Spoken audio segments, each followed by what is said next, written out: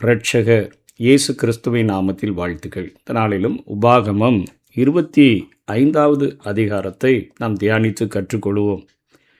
மனிதருக்குள்ளே வழக்குண்டாகி அவர்கள் நியாயம் விசாரிக்கப்பட நியாயஸ்தலத்திலே வந்தால் நியாயாதிபதிகள் நீதிமானை நீதிமான் என்றும் குற்றவாளியை குற்றவாளி என்றும் தீர்க்க கடவர்கள்.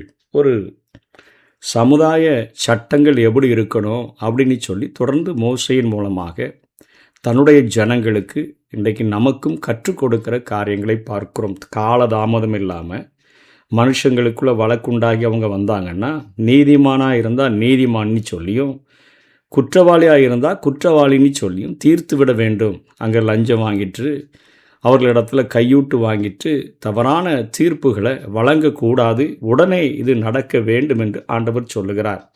குற்றவாளினி தீர்க்கப்பட்டவன் அடிகளுக்கு பாத்திரவானானால் அவனை அடிக்கணும் அப்படிங்கிற காரியம் இருக்கும் என்று சொன்னால் நியாயாதிபதி அவனை கீழே கிடக்க பண்ணி அவன் குற்றத்திற்கு தக்கதாய் தனக்கு முன்பாக கணக்கின்படி அவனை அடிப்பிக்க கடவன். அவனை 40 அடி வரைக்கும் அடிக்கலாம். அவனை அதிலும் அதிகமாய் அடிக்கிறதினால் உன் சகோதரன் உன் கண்களுக்கு முன்பாக நீசனாய் தோன்றுவான். ஆதலால் அவனை அதிகம் அடிக்க வேண்டாம் என்று சொல்லி முதல்ல ஒரு சமுதாய சட்டத்தை இங்கே ஆண்டவர் பேசுகிறதை பார்க்கிறோம். ஒருவன் குற்றவாளி என்று மெய்ப்பிக்கப்பட்டு அடிக்கப்படும்படி தண்டனை கொடுக்கப்பட்டால் அவனை 40 அடிகள் மேல் அடிக்கக்கூடாது. யூதர்கள் அடிக்கும்போது 39 அடிகள் மட்டுமே அடிப்பார்கள். ஏனென்றால் தவறுதலாக எண்ணி இந்த கட்டளையை மீறிவிடக்கூடாது என்பதற்காக அவர்கள் 39 அடிகள் அடிப்பார்கள். இதை கொரிந்து சபைக்கு பவுல் எழுதுகிற பொழுது அவர் 1 குறைய, அதாவது 40ற்கு 1 குறைய நான் அடிபட்ட காரியம் என்று சொல்லி 11வது அதிகாரம் 24வது வசனத்தில் அவர் குறிப்பிடுகிறதை பார்க்கிறோம். அவர் 5 முறை இப்படி நான் அடிக்கப்பட்டேன்னு சொல்கிறார். குற்றவாளியாக அவர் அநேக முறை சுவிசேஷத்தின் நிமித்தமாய் இயேசு கிறிஸ்துவின் நிமித்தமாய் பட்ட பாடுகளை குறித்து சொல்லுகிற போது இந்த காரியத்தை அவர் சொல்லுகிறார். அந்த நியாய பிரமாணத்தின்படி அவர்கள் 1 அடி குறையாக அடிக்கிறது. அது பவுலுடைய வாழ்க்கையிலே அது நிகழ்ந்ததை பார்க்கிறோம். அதே போல் அரிக்கட்டுகள் அவங்க அறுவடை செய்த பிறகு அந்த அரிக்கட்டிலிருந்து தானியத்தை பிரித்தெடுக்கிறதற்கு அவர்கள் மாடுகளை அந்த நாட்களிலே பயன்படுத்தினார்களே. அந்த மாடுகளினுடைய வாயை கட்டக்கூடாது. மாறாக அந்த தானியத்தில் அது கொஞ்சம் சாப்பிட்றதுக்கு அதுக்கு அனுமதி கொடுக்க வேண்டும் என்று சொல்லி இங்கே ஆண்டவர் சமுதாய சட்டங்களில் இப்படிப்பட்ட ஒரு காரியத்தையும் கற்றுக் கொடுக்கிறதை பார்க்கிறோம். அதாவது வேலை செய்து கொண்டிருக்கக்கூடிய மிருகம் நல்ல பலம் உள்ளதாக ஆரோக்கியம் உள்ளதாக அது இருக்கணும். அதுக்கு போதுமான தீவனம் போடணும். அது இரக்கத்துடன் நடத்தப்பட வேண்டும் என்கிறதை ஆண்டவர் அந்த மாடுகளின் மேலே இரக்கமுள்ள ஆண்டவர் அங்கே சொல்லி கொடுக்கிறதை பார்க்கிறோம்.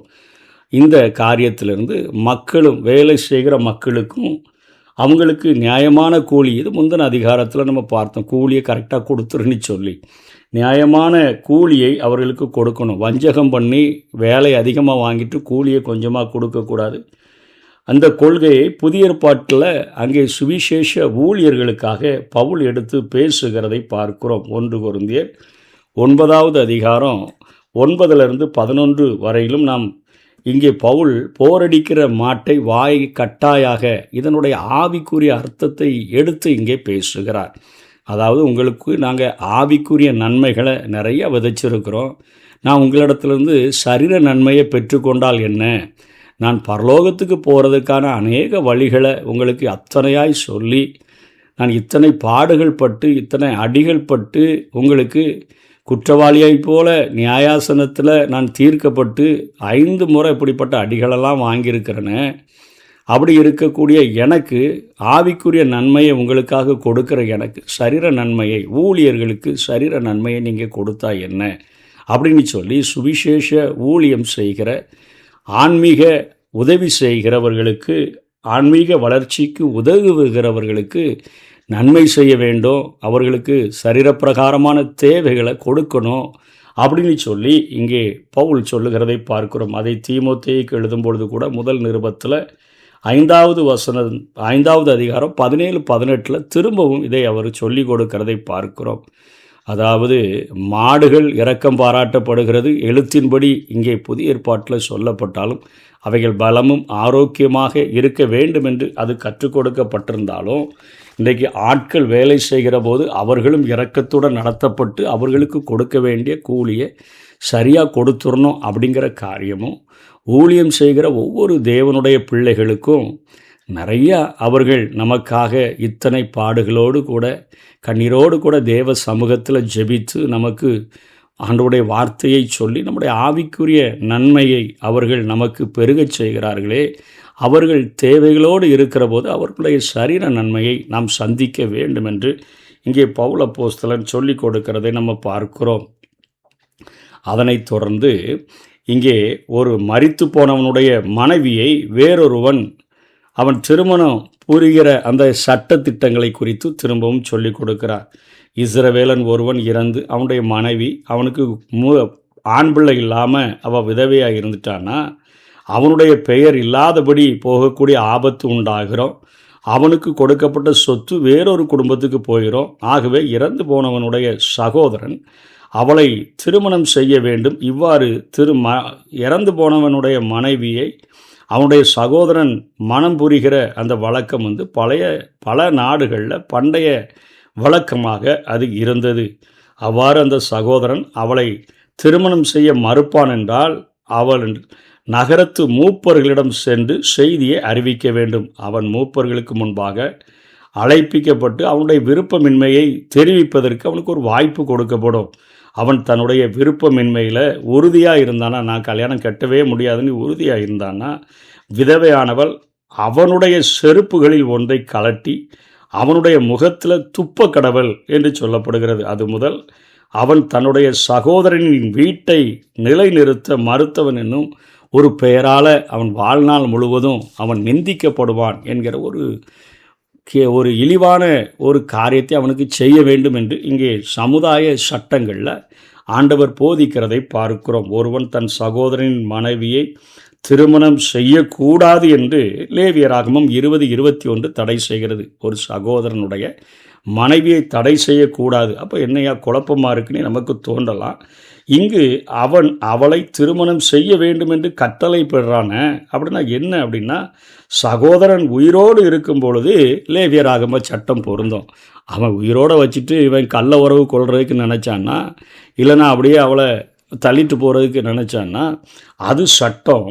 அவன் இறந்து அவனுடைய மனைவி ஆண் பிள்ளையற்ற விதவையாக இருந்தாள். அதாவது அவன் மரித்தாலும் கூட அவளுக்கு ஒரு ஆண் பிள்ளை இல்லை அப்படின்னு இருந்தால் அவளிடத்தில் இவன் திருமணம் செய்து கொள்ளுகிற அந்த சட்டமானது பொருந்தும். ஆகவே வேதத்தை நாம் தெளிவாக புரிந்து கொள்ள வேண்டும். அதுபோக தன்னுடைய கணவன் வேறொருவனோடு சண்டையிடுகிற போது, ரெண்டு புருஷர்கள் சண்டை போடுகிற போது அவனுக்கு உதவி செய்யும் பொருட்டு, கணவனுக்கு உதவி செய்யும் பொருட்டு அவள் அந்த இன்னொருவனுடைய மானத்தை பிடித்தால், அருவருப்பான செயலை செய்தால், அதாவது அவனுக்கென்று கொடுக்கப்பட்ட அந்த பிரைவேட் பகுதியை போய் அவள் பிடித்தால் தவறிழைத்த அவளுடைய கையை தரிக்க வேண்டும். வெறுக்கத்தக்க அருவருப்பான செயலை அவள் செய்கிறதுனால, ஏன்னா அந்த மனிதன் அந்த காரியங்கள் பாதிக்கப்பட்டுச்சுன்னு சொன்னால் வாரிசு அவன் ஏற்படுத்த முடியாத ஒரு நிலைமை கூட ஏற்பட்டு விடலாம்.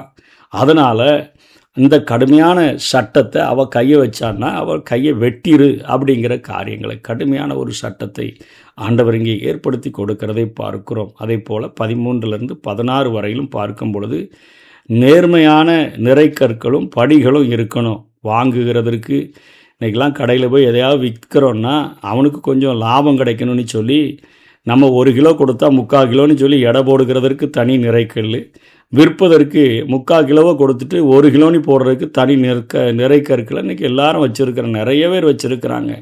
ஆகவே இந்த வணிகர்கள் வைத்திருக்கிற இந்த காரியங்கள் கர்த்தருக்கு அருவருப்பானது அப்படின்னு சொல்லி நான் வேதம் முழுவதிலும் பார்க்கிறோம். சுமுத்திரையான நிறைகள் வேணும், எடைக்கற்கள் வேண்டும், கள்ளத்தராசு கர்த்தருக்கு அருவருப்பானது என்றெல்லாம் பார்க்கிறோம். இன்றைக்கி ஒரு அற்ப லாபத்துக்காக மக்களை ஏமாற்றி அவங்க நினைக்கிறாங்க நம்ம சம்பாதிச்சிட்டோன்னு சொல்லி ஆனால் ஆண்டவர் அவைகளை பார்க்கிறார். கள்ளத்தராசு அவருக்கு அருவருப்பானது. அடுத்தவனுடைய மானத்தை பிடிக்கிறது அவருக்கு அருவருப்பான காரியம். இவைகளுக்கெல்லாம் தண்டனை அவரிடத்திலிருந்து வரக்கூடியதாக இருக்கிறது. அதே போல் 17 19 வரையிலும் பார்க்கிறோம். அமலேக்கியர்களுடைய நயவஞ்சகம், கொடுமை ஆகியவற்றின் நிமித்தமாக அவர்கள் யாத்திராகமம் 17வது அதிகாரம் 8 16 வரையிலும் பார்க்கும் பொழுது அவர்களுடைய வழித்தோன்றல்கள் முற்றிலுமாக அழிக்கப்பட வேண்டும். அமலேக்கியன் என்பகிறவன் பூமியிலேயே இருக்கக்கூடாது என்று ஆண்டவர் அவ்வளோ கோபப்பட்டு பேசுகிறார். அமலேக்கியரை அழிக்க வேண்டும் என்கிற கட்டளையை ஒரு நாள் இஸ்ரவேலர்கள் மறந்து போகக்கூடாது என்றும் சொல்லிக் கொடுக்கிறார். ஏன்னா அவர்கள் அங்கே இவர்கள் விடாய்த்திருக்கிற நேரத்தில் இஸ்ரவேல் ஜனங்கள் விடாய்த்து ட்ராவலில் ரொம்ப கஷ்டப்பட்டு தங்களுடைய அந்த பயணத்தை வனாந்தர பயணத்தில் வருகிற பொழுது பின்னாடி பலவீனப்பட்ட நிறைய பேரை வெட்டி போட்டாங்க. இன்றைக்கு நம்முடைய வாழ்க்கையிலும் நம்முடைய கஷ்டத்தின் மத்தியில், நம்முடைய எளிமையின் மத்தியில், ஏழ்மையின் மத்தியில் நாம் அப்படியே ஒரு பள்ளத்தாக்கின் வாழ்க்கையில் நடந்து வருகிற பொழுது நம்மை தாக்குகிற, நம்மை ஏளனப்படுத்துகிற அக்காரியங்கள் ஆண்டவருக்கு அது வேதனையை அளிக்கக்கூடியதாக இருக்கிறது. யோபுவினுடைய அந்த வேதனையின் மத்தியில் அவனுடைய கூட இருந்த நண்பர்கள் அவனை குறித்து அநேக காரியங்களை பேசின போது ஆண்டவர் அங்கே கோபப்படுகிறதை பார்க்கிறோம். அவருடைய நண்பர்கள் மேலே ஆண்டவருடைய கோபம் மூழ்கிறது. யோபு தன்னுடைய சிநேகிதர்களுக்காக வேண்டிக் கொண்ட பொழுது அப்படின்னு பார்க்கிறோம். அவர்களையும் மன்னித்து யோபுவினுடைய சிறையிருப்பை கர்த்தர் மாற்றுகிறார். அவருடைய கரத்தில் அவரால் சிட்சிக்கப்பட்டு நடத்தப்படுகிற நம்முடைய வாழ்க்கையில் ஒருவேளை மற்றவர்கள் ஏளனப்படுத்தக்கூடிய, நம்மை வேதனைப்படுத்தக்கூடிய காரியங்களை அவர்கள் செய்வார்கள் என்று சொன்னால், நாம் வீழ்ந்து போகத்தக்க அளவுக்கு, மனமடிவாக தக்கக்கூடிய அளவிற்கு அவர்கள் நம்மை வார்த்தைகளினால் வெட்டி நம்மை காயப்படுத்துவார்கள் என்று சொன்னால், ஆண்டவர் இங்கே சொல்லுகிறார், அமலேக்கியன் அந்த பூமியில் இராதபடி முற்றிலும் நீ அழிச்சிருங்கிற ஒரு கட்டளையை இஸ்ரவேலர்களுக்கு கொடுக்கிறதை பார்க்கிறோம். விடாய்த்திருக்கிற நேரத்தில், ஒருவன் வேதனையின் பெருக்கத்தில் இருக்கிற நேரத்தில் அவனை என்றைக்குமே காயப்படுத்தி விடாதே என்று சொல்லி வேதம் நம்மை எச்சரிக்கிறதை பார்க்கிறோம். ஆனால் 1 சாமுவேல் 15 பார்க்கிறோம், சவுல் தன்னுடைய நாட்களில் அவங்கள முழுமதியாக நிர்மூலமாக்கலை. அதனால் ஆண்டவருக்கு சவுல் மேலே ரொம்ப கோபம். அமலேக்கியர்கள் தப்பி மீந்திருந்தவர்களை எசேக்கியா அரசனின் நாள் வரை ஒருவனும் அழிக்கலைன்னு சொல்லி 1 நாளாகமும் 4:43 பார்க்கிறோம். ஆனால் இன்றைக்கு பூமியில் ஆண்டவர் கட்டளையிட்டபடி அமலேக்கு என்கிற ஒரு காரியம் இல்லாதபடி ஆண்டவர் அழித்து விட்டார். ஒருவேளை இன்றைக்கு சத்துருவானவன் நம்முடைய வேதனைகளை பெருக பண்ணும்படியாக நம்முடைய கஷ்டத்தின் மத்தியில், கண்ணீரின் மத்தியில் மற்றவர்களை எழுப்பி அவன் நம்மை வேதனைப்படுத்தக்கூடிய காரியங்கள் இருக்கும் என்று சொன்னால் ஆண்டவர் அவைகளை பார்க்கிறார். ஆண்டவர் அதை கண்ணோக்குகிறவராக இருக்கிறார். ஏழை எளியவர்களின் மேலே கரிசனை உடைய ஆண்டவர், வறுமையுள்ளவர்கள் மேலே கரிசனை உள்ள ஆண்டவர், திக்கற்றவர்கள் மேலே கரிசனை உள்ள ஒரு ஆண்டவர். அவர் எல்லாவற்றையும் நியாயமாக நீதியாக செய்யக்கூடிய ஆண்டவர். அவருடைய சுபாவங்களை அவர் இங்கே ஒவ்வொரு தன்னுடைய கட்டளைகளிலும், தன்னுடைய கற்பனைகளிலும், தன்னுடைய சட்டங்களிலும் வெளிப்படுத்துகிறதை ஒவ்வொன்றாக புரிந்து கொண்டு சமுதாயத்தில் நம்ம வாழ்கிற பொழுது அவருடைய இருதயத்திற்கேற்ற வாழ்க்கை வாழும்படியாய் நம்மை அர்ப்பணிப்போம். கர்த்தர் தாமே நம்மை ஆசீர்வதிப்பாராக. ஆமேன்.